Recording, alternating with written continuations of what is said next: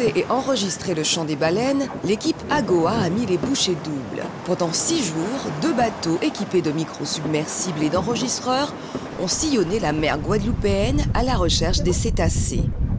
En effet, de janvier à avril, ces mastodontes des profondeurs fréquentent en grand nombre les eaux des Antilles et plus particulièrement celles de la Guadeloupe, 34e hotspot mondial au niveau de la biodiversité. Les baleines sont là juste pour une courte période. Celles que nous avons marquées ont traversé beaucoup de pays. Au sud, en Martinique, dans le nord, du côté de la République dominicaine et Porto Rico. Elles vont même beaucoup plus loin, dans les mers du Nord. Ces animaux sont vraiment internationaux. C'est pourquoi, pour pouvoir les protéger, il faut que tous les pays travaillent ensemble. Chassées encore dans d'autres régions, ici, les baleines sont désormais en sécurité. Depuis fin 2010, la France a créé un sanctuaire de 138 000 km² pour la protection des mammifères, appelé AGOA. Dans ce corridor, les scientifiques essayent de les étudier en s'appuyant notamment sur les écoutes sous-marines. C'est ce qui a permis au monde de la cétologie de sensibiliser la planète entière. Quand on a découvert que les baleines chantaient, c'est ce qui a incité de grosses institutions comme le WWF, comme Greenpeace, etc., à communiquer à l'ensemble du grand public en disant voilà, aujourd'hui il y a encore de la chasse à la baleine, mais regardez ce qu'elles font, ces baleines, sous l'eau. Ça a sensibilisé la planète entière, c'est ce qui a permis de mettre une grosse pression en fait, sur l'activité baleinière. Voilà ce qui se passe à bord quand on a la chance d'écouter une baleine à bosse chanter.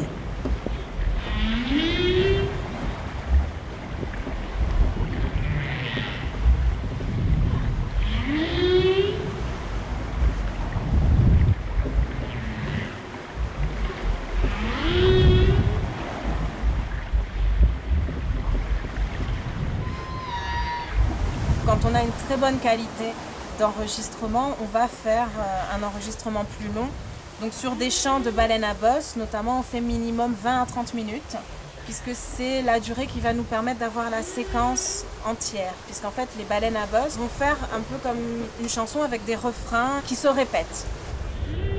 Oh, il se passe quelque chose, Autre singularité, chez les baleines à bosse, seuls les mâles chantent. L'idée quand on enregistre, c'est de savoir comment le chant est produit, comment ils font pour émettre ces sons-là. Donc ça, c'est encore en 2012 d'actualité. Et deuxièmement, c'est le chant, quel est le rôle du chant. Alors on avance 2 hypothèses majeures qui sont d'attirer les femelles, parce qu'il n'y a que les mâles qui chantent dans la zone de reproduction, ou de délimiter un territoire. On n'est pas, à ma connaissance, capable de faire une signature acoustique d'un individu. Le lien, par exemple, d'un chant avec la taille de l'animal, il n'est absolument pas établi. Du coup, il y a encore pas mal de travail à faire. L'écoute des fonds sous-marins permet également aux chercheurs d'identifier des sons qui peuvent perturber les mammifères marins. En effet, l'activité humaine, telle que le transport maritime ou encore la recherche d'hydrocarbures, a des répercussions sur le comportement des animaux. Négatif et bruit ambiant 2. On est sûr qu'il y a un impact sur les cétacés, et pas forcément que sur les cétacés, il y a aussi sur les poissons et sur la faune. On en est sûr, ça. Maintenant, la question qu'on se pose, c'est de savoir quel est le degré de cet impact-là. Alors, ce qu'on fait maintenant, c'est qu'on mesure le son de certaines activités, et on se dit, ok, on est capable d'évaluer la puissance de ce son-là, la bande fréquentielle, et s'il y a des cétacés à proximité, est-ce qu'ils changent de comportement quand ils s'approchent d'une zone avec du bruit, avec du son par exemple, et par le principe de précaution, on est obligé d'en tenir compte. Aujourd'hui, la médiatisation de la présence de ces mammifères à proximité de nos côtes pourrait générer une activité économique intéressante. Selon AGOA, le whale watching produit 800 millions de dollars de revenus dans le monde. Mais mal encadrée, cette activité pourrait aussi être une source de grande nuisance pour les mammifères. Stéphane Jérémy, c'est vrai que ces chants de baleines sont des plus mélodieux, il faut le dire. Parfaitement, Yves. Le chant de baleine à bosse, il est envoûtant. C'est un chant nuptial qui a pour objectif de repousser les rivaux et de rendre les femelles attractives. Voilà.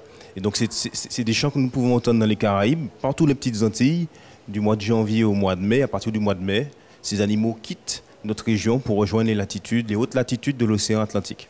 Alors, on aura donc, entre autres, avec votre association, des bénévoles donc, qui œuvrent toute l'année, on peut le dire.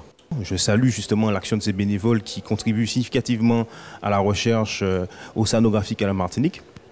Et oui, nous suivons entre autres les baleines à bosse par la mise en œuvre de 2 techniques, la photo-identification et les investigations acoustiques. Alors techniquement, comment est-ce que vous procédez? Alors, techniquement, pour des raisons de budget Et pour respecter la quiétude des animaux, nous ne posons pas de balises. C'est-à-dire que ce que nous faisons, c'est que nous prenons des photos de sorte à constituer un catalogue que nous échangeons avec des partenaires à Saint-Pierre-et-Miquelon, au Canada, en Norvège, au Groenland, afin de renforcer les informations concernant les effectifs et renforcer les connaissances que nous avons sur les voies migratoires. Donc, contrairement à ce qui se passe ici en Guadeloupe, pas de GPS? Non, pas du tout. Nous ne marquons pas les animaux physiquement, nous les marquons passivement. C'est-à-dire que nous leur tirons le portrait, nous faisons une sorte de carte d'identité visuelle de ces animaux. Dites-moi, Stéphane, en ce qui concerne les enjeux, quels sont-ils en ce qui concerne donc ce sanctuaire AGOA? Pour nous, les enjeux sont sociaux, économiques, culturels. Ils permettront aux habitants de la Caraïbe, qu'ils soient francophones, anglophones, hispaniques, néerlandais, d'échanger sur des problématiques de gestion des baleines. Ils sont également d'ordre culturel, je l'ai déjà dit, mais d'ordre scientifique, dans la mesure où la biodiversité dans la Caraïbe elle est très importante. Plus d'une vingtaine d'espèces évoluent autour de chaque île dans les petites Antilles, et la biodiversité elle est en mutation, parce que les animaux s'hybrident, et de nouvelles espèces peuvent évoluer chez nous, dans nos espaces maritimes, en plus des espèces rares que nous observons régulièrement. Alors nous l'avons vu, cela va prendre pas mal de temps, mais votre espoir dans un proche avenir, quel est-il? L'espoir, c'est que pour essayer de contrecarrer l'influence japonaise, nous aspirons à ce que le levier culturel social permette aux habitants des petites Antilles d'échanger sur les informations, sur les données scientifiques, sur les partenariats, sur les projets et les initiatives à piloter ensemble, de sorte à ce qu'une opinion nouvelle soit formulée autour de cette gestion des animaux et de sorte qu'il y ait une sorte de nouvelle vision de la gestion des dauphins et des baleines. Stéphane Jérémy, je vous remercie. Et puis peut-être pourrions-nous rendre un dernier hommage à un des instigateurs en fait du sanctuaire, on peut le dire, ne serait-ce que par la pensée? Oui, très bien. Merci beaucoup Yves pour cette opportunité. C'est que je salue également la mémoire de M. Albert Falco, qui a beaucoup œuvré pour la protection de l'océan mondial et qui a beaucoup œuvré aussi également à la Martinique pour la protection de nos ressources maritimes. Et ce monsieur nous a quittés très récemment. Et je rappelle que ce monsieur était le commandant de bord de la Calypso et a participé à des opérations océanographiques avec Jacques-Yves Cousteau. Et voilà, je le salue vivement puisqu'il m'a également aidé à choisir cette voie.